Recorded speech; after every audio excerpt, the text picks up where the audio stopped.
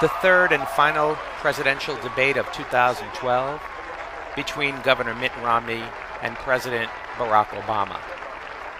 This particular debate took place with the candidates seated in a discussion-style format. Because the nonverbal cues are restricted to the upper body, it's important to look at the entire setup.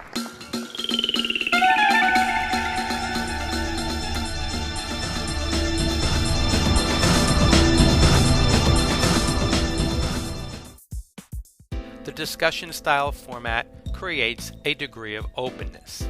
Candidates have a direct angle to the moderator, as well as an angle to one another to create this triangular effect that makes ease of viewing possible for the audience. To create a sense of proximity, even from a seated position, candidates do not sit all the way back in the chair but sit slightly forward. In addition, because the chairs swivel, it allows the candidates to turn their bodies toward one another for more direct confrontation. When we get a closer view of the candidates from one angle or another, you can see them leaning forward. You can also see the fact that they understand where the other person is in terms of proximity, so they try to maintain equal planes, the height of the head, the movement of the chin forward as they're listening to the moderator. They are quite aware of one another. But the nonverbal cues of the body are sometimes revealed in sit-down situations with the position of the hands. In this particular debate, Barack Obama slightly separates his hands. Mitt Romney tends to clasp his hands together. In general, the more open the front of the body, the more confident the delivery of the content, including the vocal tones themselves. The goal of each candidate, when the camera is at extreme close-up, is to try to make the hands as visible as possible.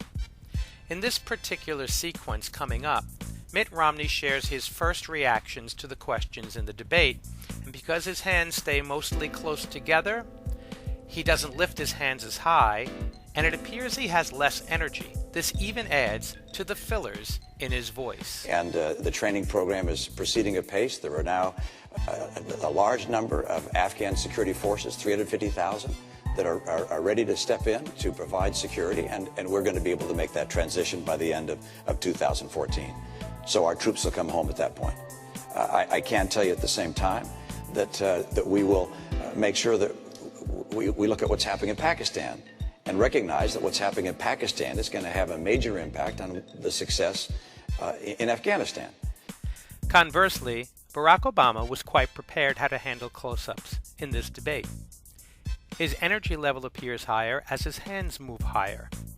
He's able to reduce the number of fillers because he uses his hands to stop action in the air at a higher level, so he can take his pauses while his hands stop in midair during the discussion. Got rid of a despot who had killed Americans. And as a consequence, despite this tragedy, you had tens of thousands of Libyans after the events in Benghazi marching and saying, America is our friend. We stand with them. Despite any shallow breathing, when Mitt Romney gets more passionate, his gestures react accordingly, and he becomes much more expressive. In the Middle East, this rising tide of chaos occurred. You see Al-Qaeda rushing in. You see other jihadist groups rushing in, and they're throughout many nations in the Middle East.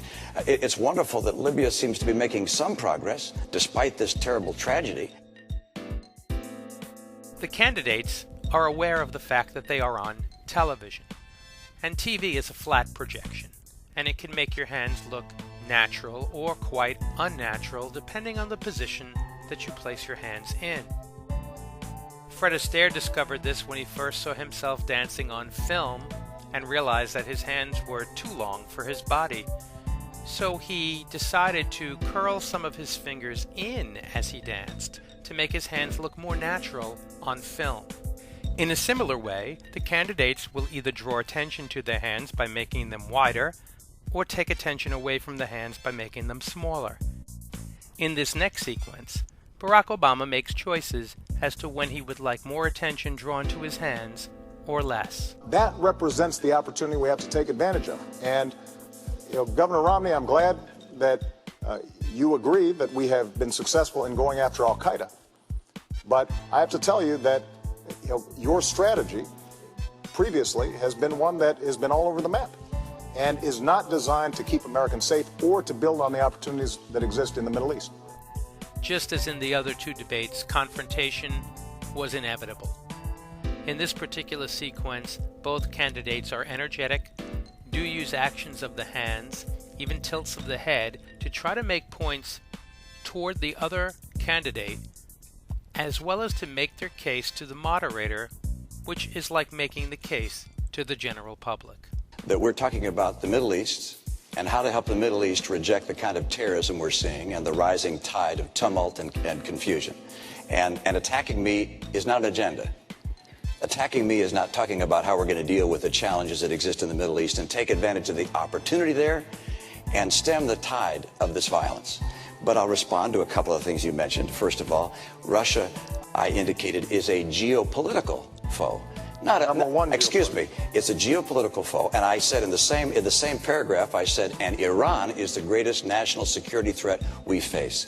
Russia does continue to battle us in the UN time and time again. I have clear eyes on this. I'm not going to wear rose-colored glasses when it comes to Russia or Mr. Putin.